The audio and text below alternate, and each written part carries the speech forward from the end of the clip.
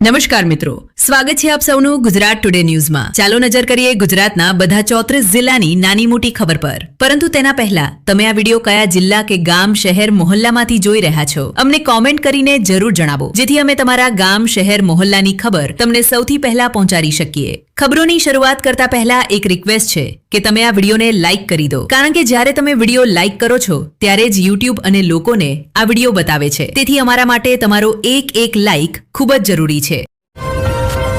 મોસમ વિભાગ દ્વારા જાહેર કરાયેલા પૂર્વાનુમાન મુજબ 2026નો મોન્સૂન સામાન્ય કરતા નબળો રહેવાની શક્યતા છે। દેશમાં સરેરાશ વરસાદનો માત્ર 92% જેટલો વરસાદ થવાનો અંદાજ છે, જે ખાસ કરીને વરસાદ આધારિત વિસ્તારો માટે ચિંતાજનક સ્થિતિ ઊભી કરી શકે છે। આ સ્થિતિ કૃષિ ક્ષેત્રને સીધી અસર કરી શકે છે, કારણ કે ખેડૂત પોતાની પાક માટે વરસાદ પર ખૂબ જ વધુ આધાર રાખે છે। ગાંધીનગરમાં પોલીસ ઇન્સ્પેક્ટરના વર્તન અંગે કલેક્ટરને પોતાની વાત રજૂ કરવા માટે કોંગ્રેસ પાર્ટીનું એક પ્રતિનિધિ મંડળ કલેક્ટર કચેરી પહોંચ્યું હતું। ગાંધીનગર જિલ્લા કોંગ્રેસ પ્રમુખ અરવિંદસિંહ સોલંકીના નેતૃત્વમાં કોંગ્રેસ પાર્ટીનું પ્રતિનિધિ મંડળ કલેક્ટર કચેરી પહોંચ્યું હતું। કોંગ્રેસ પાર્ટીએ ગાંધીનગર જિલ્લાના કલોલ તાલુકાના સાતેજ પોલીસ સ્ટેશનના ખાનગી તપાસ અધિકારી સામે ફરિયાદ નોંધાવી છે। સાતેજ પોલીસ અધિકારી કોંગ્રેસ પાર્ટીના તાલુકા પંચાયત ઉમેદવારને મૂછના બળે પોતાનું નામાંકન પાછું ખેંચવા માટે મજબૂર કરી રહ્યા હોવાનો આરોપ લગાવ્યો છે। અમદાવાદના જાણીતા બિલ્ડર દશરથ પટેલને ગ્રામ્ય એલસીબી ટીમે ધરપકડ કરી છે। ગ્રામ્ય એલસીબી ટીમે દશરથ પટેલને શ્રીનાથજીથી ધરપકડ કરી પોલીસ રિમાન્ડ માટે અદાલતમાં રજૂ કર્યા હતા। અદાલતે તેમને 4 દિવસની રિમાન્ડ આપી છે। બોપલ ગોધાવી ગામના એક પૂજારીને ખોટી ઉત્તરાધિકાર દ્વારા જમીન હડપવાના મામલે ધરપકડ કરવામાં આવી છે। આ મામલો બોપલ પોલીસ સ્ટેશનમાં ગુજરાત યુનિવર્સિટીના ઠેકેદારે 34 કરોડ રૂપિયાની વધારાની માંગ કરીને હંગામો મચાવ્યો છે। ચૂંટણી પંચની બેઠકમાં ઓક્ટ્રસ કંપનીને વધારાનો ઠેકો આપવાનો પ્રસ્તાવ મુકાયો હતો। ચૂંટણી પંચના સભ્યોએ 34 કરોડ રૂપિયાની વધારાની રકમનો વિરોધ કર્યો હતો। એબીવીપી કાર્યકરોએ ગુજરાત યુનિવર્સિટીના કુલપતિ કચેરીમાં હંગામો કર્યો હતો। કુલપતિ હાજર ન હોવાથી રામધૂન બોલાવવામાં આવી હતી અને તેમણે વિરોધ પ્રદર્શન કર્યું હતું। સમીર શુક્લાએ ઓક્ટ્રસ કંપનીને 34 કરોડ રૂપિયાની વધારાની રકમ આપવા પ્રસ્તાવ રજૂ કર્યો હતો।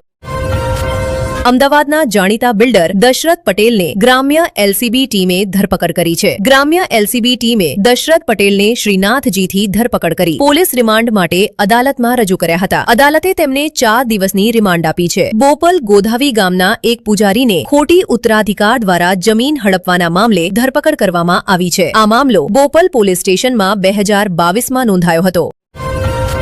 ગાંધીનગરમાં પોલીસ ઇન્સ્પેક્ટરના વર્તન અંગે કલેક્ટરને પોતાની વાત રજૂ કરવા માટે કોંગ્રેસ પાર્ટીનું એક પ્રતિનિધિ મંડળ કલેક્ટર કચેરી પહોંચ્યું હતું। ગાંધીનગર જિલ્લા કોંગ્રેસ પ્રમુખ અરવિંદસિંહ સોલંકીના નેતૃત્વમાં કોંગ્રેસ પાર્ટીનું પ્રતિનિધિ મંડળ કલેક્ટર કચેરી પહોંચ્યું હતું। કોંગ્રેસ પાર્ટીએ ગાંધીનગર જિલ્લાના કલોલ તાલુકાના સાતેજ પોલીસ સ્ટેશનના ખાનગી તપાસ નવસારી જિલ્લામાં કુલ 42 બેઠકો પર બિનહરીફ ચૂંટણી જાહેર કરવામાં આવી છે। ભારતીય જનતા પાર્ટીના ઉમેદવારોએ નવસારી જિલ્લા પંચાયતની 6 બેઠકો સહિત કુલ 42 બેઠકો ચૂંટણી પહેલા જ જીતી લીધી છે। તેમણે નવસારી મહાનગરપાલિકા, જિલ્લા પંચાયત, તાલુકા પંચાયત અને નગરપાલિકામાં જીત મેળવી છે। ભાજપે ગાંદેવી નગરપાલિકા પર સંપૂર્ણપણે બિનહરીફ કબજો મેળવી લીધો છે। આ જીત બાદ ભારતીય જનતા પાર્ટીમાં ખુશીનો માહોલ છે।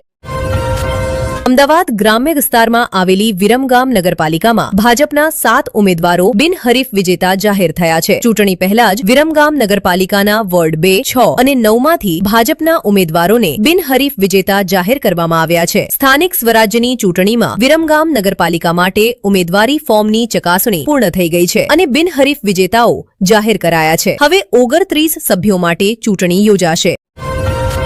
અરવલ્લીના ધનસુરા તાલુકા પંચાયતમાં ભાજપે પોતાનું ખાતું ખોલ્યું છે। 2 બેઠકો પરથી 2 ઉમેદવારો બિનહરીફ વિજેતા બન્યા છે। ધનસુરા તાલુકા પંચાયત બેઠક 01 પરથી રવિભાઈ વસાવા બિનહરીફ વિજેતા જાહેર થયા છે। ધનસુરા તાલુકા પંચાયત બેઠક 02 પરથી કાજલબેન ખાંટ બિનહરીફ ચૂંટાયા છે। આમ આદમી પાર્ટી અને કોંગ્રેસના ફોર્મ રદ થતા આ બંને ઉમેદવારોને બિનહરીફ વિજેતા જાહેર કરવામાં આવ્યા છે।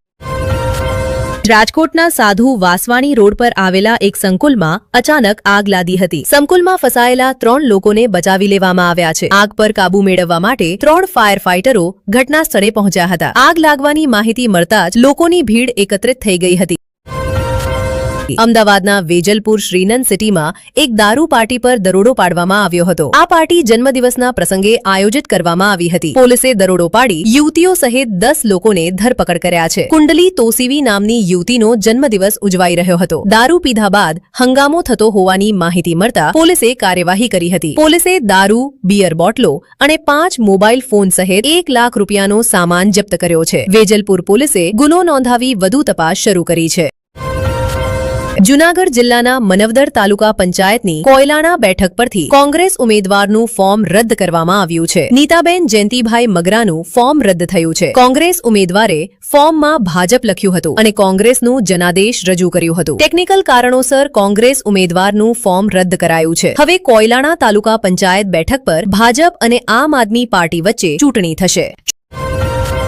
ચૂંટણી પહેલા જ ભાજપે પંચમહાલ જિલ્લાના શાહરા નગરપાલિકા પર કબજો મેળવી લીધો છે. શાહરા નગરપાલિકાની 15 બેઠકો પર ભાજપના ઉમેદવારો બિનહરીફ વિજેતા જાહેર થયા છે. વોર્ડ 1 અને વોર્ડ 5ની તમામ બેઠકો બિનહરીફ જાહેર કરવામાં આવી છે. શાહરા નગરપાલિકાના કુલ 7 વોર્ડની 28 બેઠકોમાંથી ભાજપના ઉમેદવારો 15 બેઠકો પર બિનહરીફ વિજેતા બન્યા છે. હવે 13 બેઠકો પર ચૂંટણી યોજાશે. સીબીઆઈએ અપહરણ, હત્યાના પ્રયાસ, હત્યા અને ગેરકાયદે હથિયારોના કુલ 11 કેસોમાં વાંછિત આરોપીની ધરપકડ કરી છે. ભોલાસિંહ, જે 2015થી સુરતમાં છુપાયો હતો, તેને ધરપકડ કરવામાં આવી છે. ભોલાસિંહ 2014થી કોલકાતાના 2 લોકોના અપહરણના કેસમાં 2015થી ફરાર હતો. માહિતી મળી હતી કે તે સુરતમાં અમિત શર્મા નામની ખોટી ઓળખ સાથે રહેતો હતો, જેના આધારે તેને પકડવામાં આવ્યો હતો. આરોપીની ઓળખ ભોલાસિંહ ઉર્ફે ગૌતમ કુમાર ઉર્ફે અમિત શર્મા તરીકે થઈ છે. તે બિહાર પોલીસના 11 ગંભીર કેસોમાં પણ વાંછિત હતો.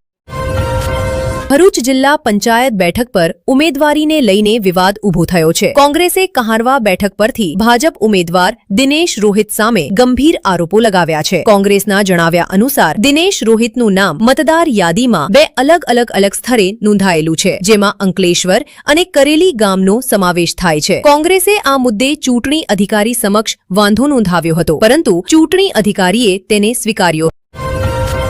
રાજકોટમાં કોંગ્રેસના અનેક ઉમેદવારો ભૂગર્ભમાં ઉતરી ગયા છે. જણાવવામાં આવી રહ્યું છે કે તેઓ વિભાજનકારી રાજનીતિનો શિકાર બનતા બચવા માટે ભૂગર્ભમાં ગયા છે. ભાજપ દ્વારા કોંગ્રેસ ઉમેદવારોને તોડવાના પ્રયાસોની ચર્ચા છે. પહેલી વખત ચૂંટણી લડી રહેલા ઘણા ઉમેદવારોને ભૂગર્ભમાં રાખવામાં આવ્યા છે. તેઓ બુધવારે નામાંકન પત્રો જમા કરવાની અંતિમ તારીખ પૂરી થયા બાદ પોતાનું ચૂંટણી પ્રચાર શરૂ કરશે. અંદાજ છે કે 25 કે તેથી વધુ ઉમેદવારોને 7 થી 8 કારોમાં લઈ જવામાં આવ્યા છે. અમદાવાદમાં કોંગ્રેસ નેતા અમિત ચાવડાએ ભાજપ અને સરકારી તંત્ર પર ગંભીર આરોપો લગાવ્યા છે. તેમણે કહ્યું કે પોલીસ અને વહીવટ ભાજપની આડમાં કામ કરી રહ્યા છે અને કેટલાક સરકારી કર્મચારીઓ ખુલ્લેઆમ ભાજપને મદદ કરી રહ્યા છે. અમિત ચાવડાના જણાવ્યા અનુસાર ઉમેદવારોને તોડવા માટે 25 લાખ રૂપિયા સુધીની ઓફર કરવામાં આવી રહી છે. તેમણે એ પણ આરોપ લગાવ્યો કે કોંગ્રેસ ઉમેદવારોને પોલીસ દ્વારા ધમકાવવામાં આવી રહ્યા છે.